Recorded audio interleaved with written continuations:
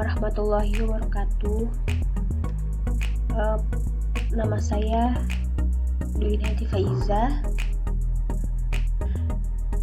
dengan nomor pokok mahasiswa 19700351609. Di sini saya akan mempresentasikan tugas pendahuluan fisika inti dengan judul pengelolaan limbah zat radioaktif, suatu antisipasi bahaya radiasi. Tujuan penelitian ini adalah pengelolaan limbah zat padat radioaktif ialah membuat dosis radioaktif yang diterima manusia dan lingkungannya dari limbah tersebut serendah mungkin, sehingga dalam setiap keadaan dosis maksimum tahunan yang diperkenankan. Semua zat radioaktif dan radiasi yang mengandung bahaya luar dan dalam yang dimaksud radiasi di sini ialah radiasi pengion seperti sinar X, sinar radiasi gamma, dan partikel bermuatan. Akibat radiasi neutron timbul radiasi pengion. Bahaya luar diakibatkan oleh pemaparan luar atau external exposure, dengan bahaya dalam diakibatkan pemaparan dari dalam atau internal exposure. Pendahuluan. Bahaya zat radioaktif memang tidak berakhir dengan sekali tanam. Walau di dalam tanah, zat radioaktif tetap bekerja. Dalam ilmu fisika atom inti, unsur-unsur radioaktif adalah zat yang tidak stabil, senantiasa berusaha menjadi stabil. Ikhtiar menjadi stabil itu dengan peluruhan. Dalam hal peluruhan itu, unsur radioaktif melepaskan radiasi sinar alfa, gamma, dan sinar juga dengan energi panas. Uranium tambang atau U238 zat radioaktif yang paling sederhana membutuhkan waktu 4,49 sampai 10 tahun untuk menjadi stabil. Selama masa itu, walau ditanam dimanapun, unsur radioaktif itu tetap berbahaya dan segera aktif bila dilepas. Dalam pembangunan suatu instansi, yang pertama mendapatkan perhatian ialah faktor-faktor teknis, ekonomis, dan keselamatan. Dari ketiga faktor tersebut, justru faktor untuk keselamatan mendapat perhatian yang mendalam baik serius, baik keselamatan manusia dan lingkungannya. Dan setelah faktor keselamatan dapat dipertanggungjawabkan, giliran berikutnya jatuh pada faktor ekonomis dan teknis. Dengan adanya instansi nuklir dan PLTN serta sumber radiasi radioaktif yang lain, maka secara sadar diketahui pula bahwa nantinya akan menimbulkan masalah bagaimana cara mengelola, mempengaruhi, dan membahayakan umat manusia dan lingkungannya. Selanjutnya, jenis radiasi nuklir dan interaksinya terhadap materi. Secara umum, jenis radiasi nuklir meliputi radiasi elektromagnetik, sinar dan sinar X, radiasi partikel bermuatan, partikel alfa, neutron, proton, meson, radiasi elektron dan positron, dan radiasi neutron. Sinar X, sinar gamma dan sinar X. Sinar gamma dan sinar X ialah dua bentuk radiasi gelombang elektromagnetik yang hanya berbeda energi dan sumbernya. Sinar gamma pada umumnya berasal dari deekstasi inti, sedangkan sinar X berasal dari deekstasi elektron orbital dan kadang-kadang dari deekselerasi elektron bebas. Jadi, sinar gamma pada umumnya berasal dari reaksi inti, sedangkan sinar X berasal dari materi yang ditembak elektron. Interaksi sinar gamma dengan materi dapat menimbulkan kejadian efek listrik, efek Compton, dan efek produksi paksa. Radiasi elektron dan positon. Elektron jauh lebih ringan dari proton, walaupun jumlah muatannya tak berbeda. Akibat ringannya elektron, maka umumnya gerakan jauh lebih cepat dari proton dan mudah dipengaruhi tumbukan dan medan kolom luar.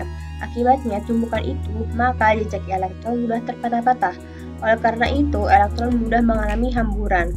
Interaksi elektron dengan materi menimbulkan eksitasi dan ionisasi atom. Jenis tumbukan ini adalah elektrik atau inelastis, yaitu suatu tumbukan yang dikuasai oleh medan listrik kolom. Radiasi neutron. Neutron ialah partikel tak bermuatan. Oleh karena itu, interaksinya dengan sangat berbeda dengan interaksi partikel bermuatan. Neutron bebas dari pengaruh badan listrik kolom. Akibatnya neutron bebas mendekati bahkan masuk ke inti atom atau menembusnya. Jika suatu neutron masuk menembus inti dan keluar lagi, maka hal yang terjadi peristiwa hamburan scattering.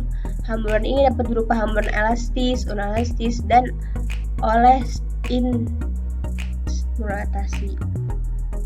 Adapun interaksi neutron termik dalam garis besar dibagi dalam 3 golongan, yaitu elastis dan unelastis scattering. Kedua, neutron capture reaction. Neutron tetap di inti dan mengakibatkan terpancarnya radiasi lain seperti sinar, proton, neutron, partikel, dan lainnya. Oleh peristiwa ini disebut reaksi inti. 3. Fusion inti yang telah diselimuti neutron terbelah atas fragmen-fragmen, di samping itu juga dipancarkan neutron baru. Berdasarkan rekomendasi ICRP, limit dosis radiasi yang boleh diterima oleh 2 kategori orang, yaitu pekerja radiasi dan umum, sebagai berikut susunan gambar. Pengelolaan limbah radioaktif. Pengelolaan terhadap limbah radioaktif harus dilakukan secara rutin dengan maksud untuk menurunkan aktivitas jenis limbah tersebut.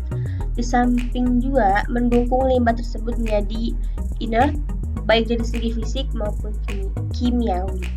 Ada 4 prinsip teknik yang diterapkan dalam pengelolaan limbah radioaktif, dan sistem pengelolaan kadang-kadang juga terdiri dari kombinasi.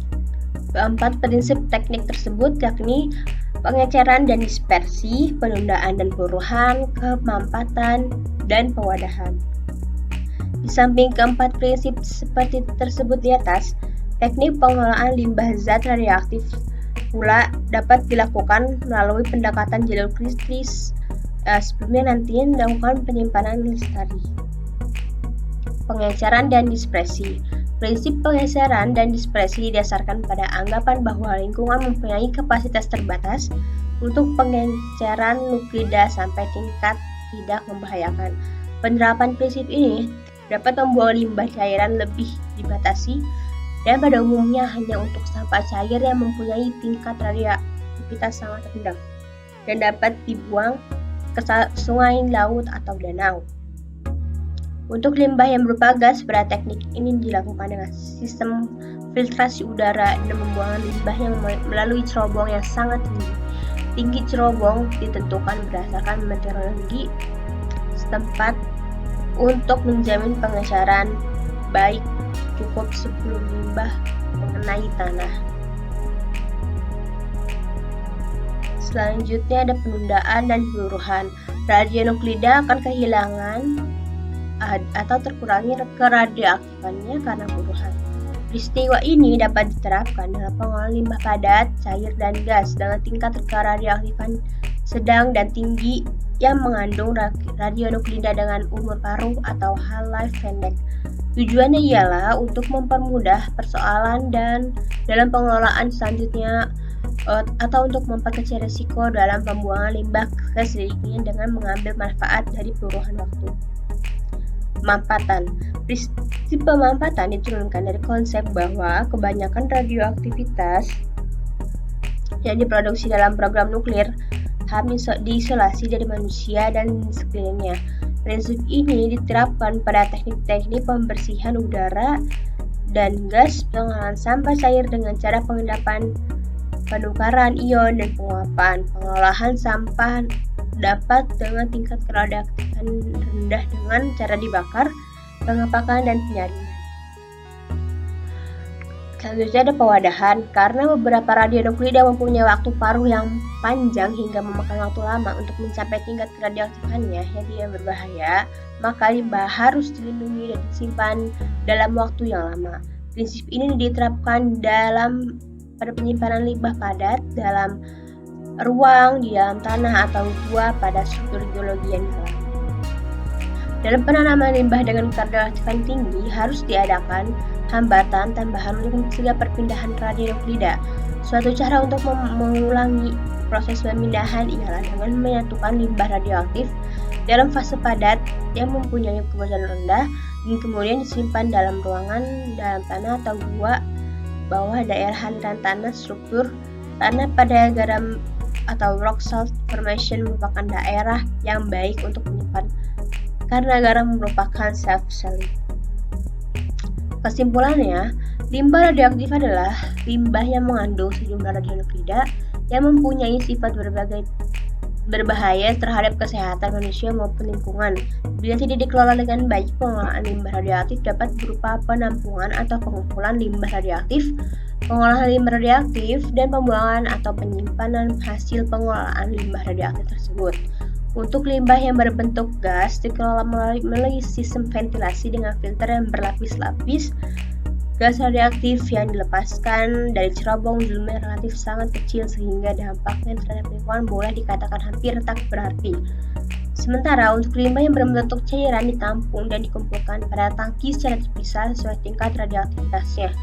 Sedangkan limbah yang berbentuk padat disimpan dalam satu kolam penyimpanan elemen bakar bekas untuk selanjutnya dikirim ke instalasi ulang guna mengambil kembali bagian yang masih dapat dimanfaatkan untuk disahkan. Sedangkan yang tak dapat dikenakan pemadatan secara sementara atau interim storage dan selanjutnya dilakukan penyimpanan lestari yang berada jauh di permukaan tanah. Berikut daftar pustakanya. Terima kasih presentasi saya. Sekian, wassalamualaikum warahmatullahi wabarakatuh.